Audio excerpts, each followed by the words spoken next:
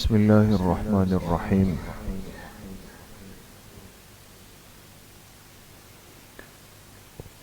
مسائل کی مجلس میں نماز سے متعلق مسائل کا بیان چل رہا تھا اور بات ہو رہی تھی کہ اگر کوئی شخص جماعت کے ساتھ نماز پڑھ رہا ہو، اقتدا کر رہا ہو، مقتدی ہو، تو مقتدی کے صحیح ہونے کی کیا شرائط ہے؟ آج کی مجلس میں جو مسائل ہیں وہ بھی اہم مسائل ہیں، اور وہ کون سی صورتیں ہیں یا وہ کون سے لوگ ہیں، وہ کون سے افراد ہیں کہ جن کے پیچھے کھڑے ہونے سے اقتدا درست نہیں ہوگی، نماز درست نہیں ہوگی۔ یہ چیزیں غور سے سننے کی اور سمجھنے کی اور یاد رکھنے کی ہیں۔ پہلی صورت فرماتے ہیں کہ بالغ کی اقتدا نابالغ کے پیچھے درست نہیں، یعنی جو آدمی آگے نماز پڑھا رہا ہو وہ نابالغ بچہ ہے اور پیچھے کھڑے ہوئے سارے لوگ بالغ ہیں۔ بات سمجھ رہے؟ مثال کے طور پہ 11 سال کا بچہ آگے ہو گیا، 10 سال کا بچہ آگے ہو گیا، چاہے وہ بہت پکا اچھا حافظ ہے، قاری ہے، لیکن ہے نابالغ۔ اور پیچھے کھڑے ہوئے لوگ جو ہیں شاید وہ اس جیسا اچھا قرآن نہ بھی جانتے ہوں، لیکن ہے سب بالغین۔ تو بالغ لوگ اگر سب مقتدی بن جائیں اور نابالغ امام بن جائے تو نابالغ بچے کے پیچھے اقتدا درست نہیں۔ یہ بات سمجھ میں آ گئی؟ اور یہ مسئلہ تراویح میں بھی لوگ پوچھتے ہیں، اس لیے کہ آج کل ماشاءاللہ چھوٹے چھوٹے بچے حفظ کر لیتے ہیں، تو وہ سماعت تو کر سکتے ہیں، سامع بن سکتے ہیں، لیکن وہ تراویح کی امامت نہیں کر سکتے۔ ان کے حفظ کے یاد کرنے کے لیے علماء نے طریقہ یہ لکھا ہے کہ یہ لوگ اپنی تراویح سے فارغ ہونے کے بعد پھر نفلوں کے اندر یہ بچے ایک دوسرے کو پھر پارے سنا دیں، نفل کی جماعت قائم کر لیں۔ اسی طریقے سے دوسرا مسئلہ یہ ہے کہ مردوں کی اقتدا عورت کے پیچھے درست نہیں ہے، یعنی عورت امام نہیں بن سکتی، چاہے عورت حافظہ ہو، قاریہ ہو، عالمہ ہو، مفتیہ ہو، مفسرہ ہو، محدثہ ہو، دنیا جہاں کی برکات اور خیر اس میں موجود ہو، اور مردوں میں وہ صلاحیت اور اسپیشلٹیز نہ بھی ہو، لیکن عورت مردوں کی امامت نہیں کر سکتی ہے۔ اس شریعت اور اس دین کے اندر یہ گنجائش نہیں رکھی گئی کہ عورت امام بن جائے اور مرد پیچھے اس کے مقتدی بن جائے، یہ ناجائز ہے۔ اسی طریقے سے ایک مسئلہ یہ بھی ہمیں سمجھ لینا چاہیے کہ جس فرد کی جنس مبہم ہو، جس کو جنس ثالث کہتے ہیں نا، جنس ثالث سمجھتے ہیں دوستو؟ جیسے خواجہ سرا ہوتے ہیں، اور یہ تو جو ہمارے معاشرے میں وہ بیچارے بھی رہتے ہیں، بعض دفعہ وہ نیک بھی ہوتے ہیں اور نماز بھی پڑھتے ہیں، سب کچھ کرتے ہیں، تو اگر وہ امام بنے تو یاد رکھیں ان کی اقتدا میں بھی نماز درست نہیں، اس لیے کہ ان میں دونوں صفات یعنی مردوں کی بھی ہیں، عورتوں کی بھی ہے، دونوں کیفیات ان میں بیک وقت موجود ہوتی ہیں، تو لہٰذا اس وجہ سے ان کی اقتدا درست نہیں، وہ امام نہیں بن سکتے۔ اسی طریقے سے مجنون شخص کو، یعنی جو دیوانہ سا ہو، دماغی حالت اس کی درست نہ ہو، اس کو بھی امام بنانا درست نہیں۔ بعض دفعہ ایسا ہوتا ہے، اللہ پاک سب کی حفاظت فرمائے، کہ بعض لوگ صحیح ہوتے ہیں، پڑھے ہوئے ہوتے ہیں، حافظ ہو جاتے ہیں یا دین جانتے ہیں، بعد میں کوئی دماغ میں کوئی مسئلہ آ گیا، جنون آ گیا، اور اب کبھی صحیح ہے اور کبھی بیچارے جو ہے وہ اپنی کیفیت میں نہیں ہوتے، تو ایسے لوگوں کا تو عطا پتہ نہیں ہے، وہ کبھی آ کے اچانک قرات شروع کر لیتے ہیں، کبھی تلاوت شروع کر لیتے ہیں، کبھی نعت پڑھنا شروع کر دیتے ہیں، ہوتی بھی ہیں ان میں صلاحیتیں، لیکن چونکہ وہ صحیح تندرست کے حکم میں نہیں ہے وہ بیچارہ مجنون، تو اب اگر وہ آگے ہو جائے اور ممکن ہے کہ وہ نماز پڑھا بھی دے، قرات بھی بہت اچھی تجوید کے ساتھ کر لیں، لیکن چونکہ وہ صحیح لوگوں کے حکم میں نہیں، یہ خطرہ ہے کہ ایک دو رکعت کے بعد وہ کچھ کر لے، نماز فاسد کر لیں، سب کی خراب ہو جائے. تو اس لیے کسی مجنون یا اس طرح کا مریض جس کا دماغ اس کے قابو میں نہیں رہتا ہو، اس کی اقتداء میں بھی نماز درست نہیں. اسی طریقے سے اگر ایک شخص ایسا ہو کہ جو معذور ہو، معذور سے مراد سمجھیے گا دوستوں، ایک تو جسمانی اعضاء کا معذور ہے، یعنی مثال کے طور پہ پیر میں کچھ کمی ہے، یا آنکھوں سے نابینا ہے، یا ایک ہاتھ کام نہیں کرتا، وہ معذور مراد نہیں ہے دوستوں. اگر نابینا نماز پڑھا سکتا ہے تو کتنے نابینا لوگ حافظ ہوتے ہیں، قرآن حفظ ہوتا ہے، پاکی صفائی طہارت کا خیال رکھتے ہیں، ان کی امامت بالکل درست ہے. یا یہ کہ جس کے پیر میں عذر ہے لیکن کھڑے ہو کے نماز پڑھا سکتا ہے، بالکل امامت درست ہے. اس معذور سے مراد وہ ہے جو شرعی معذور سمجھا گیا ہو. جیسے مثال کے طور پہ آپ کو ایک مثال دوں، آج کل ایک مسئلہ پیش آتا ہے، بعض لوگوں کو پیشاب کے قطرے آنے کی بیماری ہوتی ہے نا، قطرے آتے ہیں بہت زیادہ، اور وہ مسلسل آتے ہیں، کچھ پتہ نہیں ہوتا، نماز کے دوران بھی ہو جاتے ہیں، اور علاج بھی کر لیا لیکن وہ مسئلہ حل ہو کے نہیں دے رہا. اب کیا کریں؟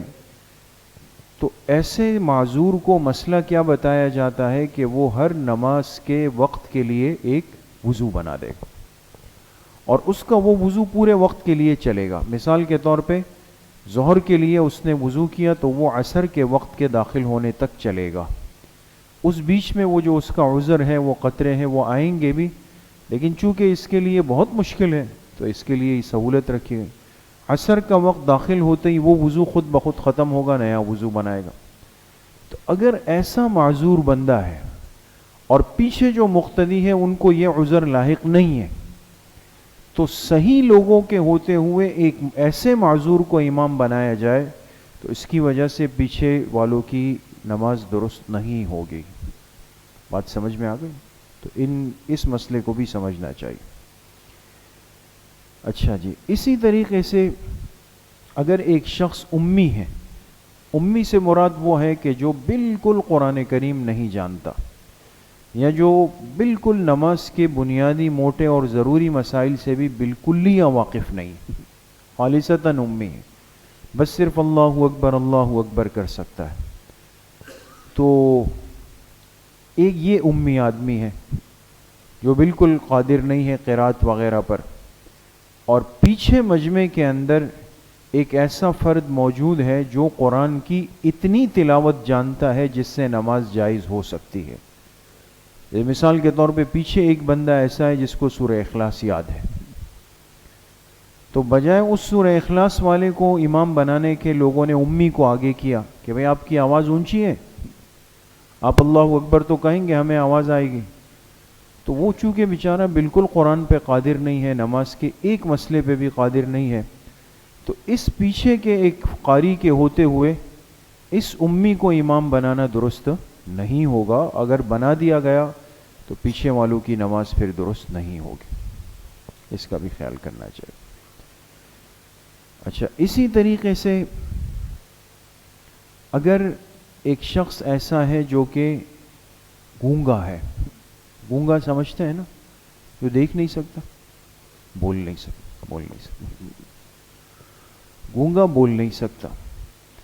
اب پیچھے لوگ موجود ہیں جو کہ بول سکتے ہیں، یعنی نماز میں اللہ اکبر، سمع اللہ لمن حمیدہ، سورہ فاتحہ، سورہ کوثر، اس قدر نماز پڑھا سکتے ہیں. اور ان کے ہوتے ہوئے، یعنی ان بولنے والوں کے ہوتے ہوئے ایک گونگے شخص کو آگے کیا گیا کہ جو اب ہاں اوں کر کے اس طرح قیام کرے، پھر ہاں اوں کر کے رکوع میں جائے، اس طرح. تو اس گونگے کو امام بنایا اگر گیا تو پیچھے والوں کی نماز نہیں ہوگی. بات سمجھ میں آ گئی؟ تو نماز میں ان باتوں کا خیال رکھنا چاہیے. اسی طریقے سے اگر بالفرض خدا نخواستہ ایسے کوئی حالات ہو کہ بہت پریشانی ہو گئی، یا ایسا کوئی حادثہ ہو گیا کہ لوگوں کے جسم کا لباس صحیح سالم نہیں رہا، کوئی سیلاب آ گیا یا طوفان آ گیا یا کوئی حادثہ ہو گیا، اب نماز کا وقت آ گیا، تو ایک بندہ ایسا ہے کہ جس کے جسم پر کم از کم اتنا لباس ہے جس نے اس کے سطر کو چھپایا ہوا ہے. بات سمجھ گئے؟ اس کا لباس بھی پورا نہیں ہے، لیکن اس قدر لباس ہے کہ جس نے اس کے سطر، مرد کا سطر ناف سے گھٹنوں تک ہے، اتنا بھی ہو، یا اگر اس سے بھی کم اتنا ہے کہ شرمگاہ کو چھپایا ہوا ہے. اور باقی جو لوگ ہیں ان کے پاس اتنا لباس بھی نہیں رہا، وہ بیچارے بالکل بے لباس ہو گئے، ختم ہو گیا ان کا لباس. تو ایسی صورت میں امام کس کو بنایا جائے گا؟ جس کے پاس کسی نہ کسی درجے کا لباس ہے، سطر اس کا چھپا ہوا ہے، لہذا وہ امام بنے گا تو سب کی نماز صحیح ہو جائے گی.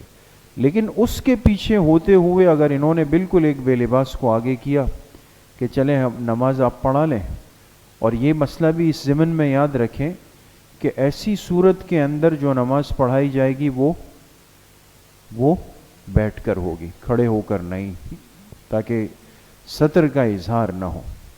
یہ ہر موقع کے لیے الگ الگ حکم ہے. تو جس کے پاس کسی درجے کا لباس ہوگا وہ امام بن جائے گا، باقی لوگ پیچھے آ کر کے مقتدی بن جائیں گے. اسی طریقے سے جو شخص رکوع اور سجدہ دونوں زمین پہ کرنے پہ قادر نہیں، یہ مسئلہ کام دے گا دوستو. رکوع اور سجدہ دونوں زمین پہ کرنے پہ قادر نہیں، جیسے کرسی پہ آج کل عذر کی وجہ سے نماز پڑھی جا رہی ہے.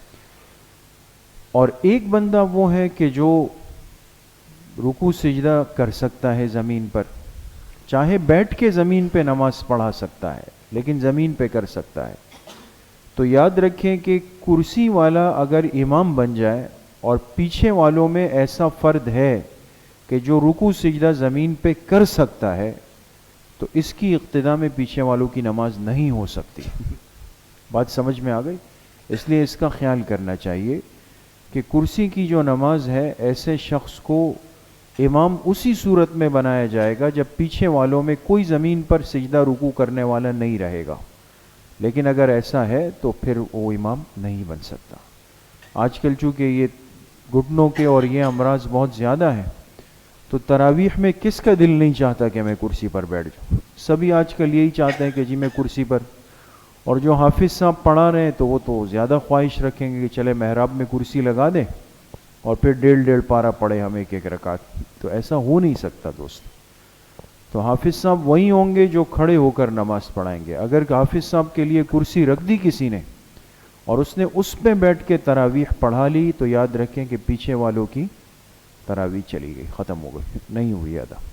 تو اس کا خیال کرنا چاہیے.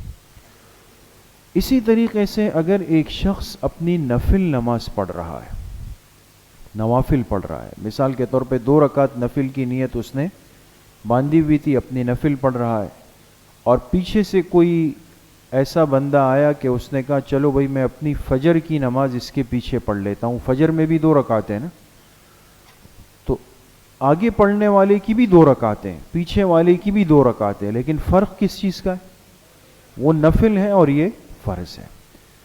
تو اب صورتحال یہ ہے کہ اس میں ایک اصول اور قاعدہ یاد رکھیں کہ اقوا کی اقتداء ادنا کے پیچھے نہیں ہو سکتی. آسان الفاظ میں کمزور کے پیچھے طاقتور کی اقتداء درست نہیں ہے. نفل کا درجہ کم ہے، فرض کا درجہ زیادہ ہے.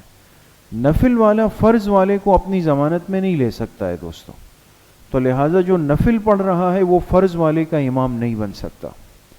تو اگر کسی نے اقتداء کی بھی تو اس کی فرض نماز ادا پیچھے نہیں ہوگی. اس کا بھی خیال رکھنا چاہیے.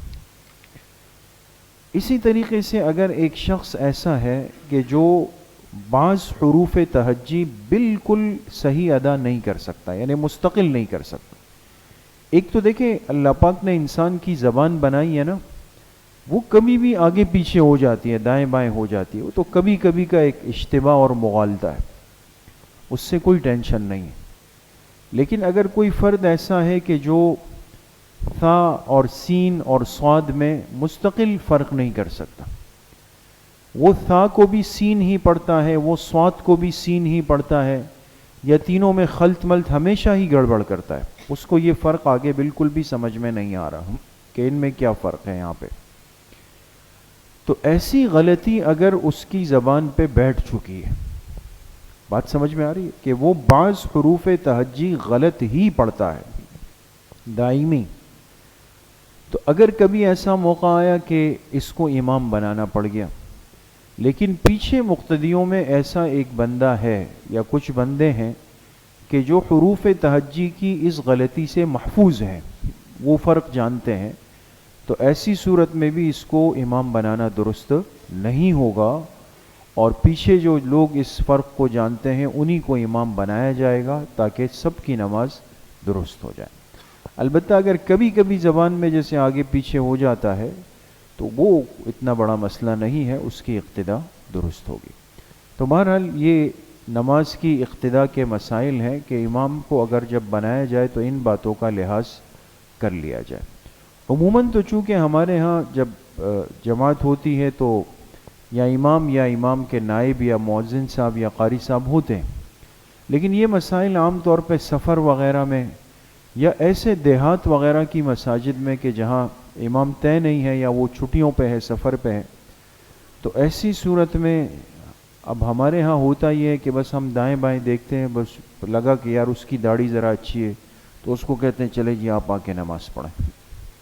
تو اب چاہے وہ بالکل امی ہے، کچھ بھی نہیں جانتا، اس کو آگے کر دیا اور اس کے بجائے ایک ایسا بندہ پیچھے تھا کہ جس کی داڑھی شاید اتنی بڑی نہیں تھی، لیکن یہ یا وہ اتنا معمر نہیں تھا، لیکن یہ کہ وہ قرآن پڑھ سکتا تھا، تو بغیر کوئی تحقیق کیے ہوئے پوچھے ہوئے اس کو آگے کیا، نماز سب کی ہوا ہو گئی، ختم ہو گئی۔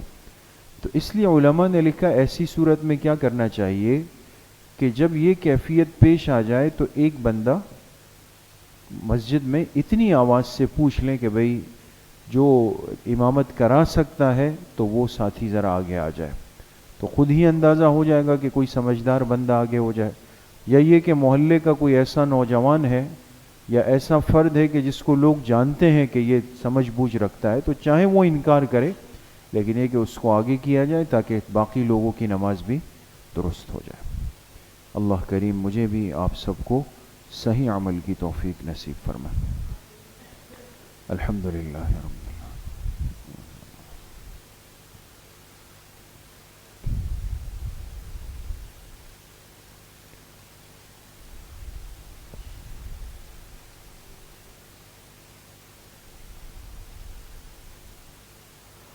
وصلی اللہ وسلم علی نبینا محمد وآلہ واصحابہ اجمعین برحمتک۔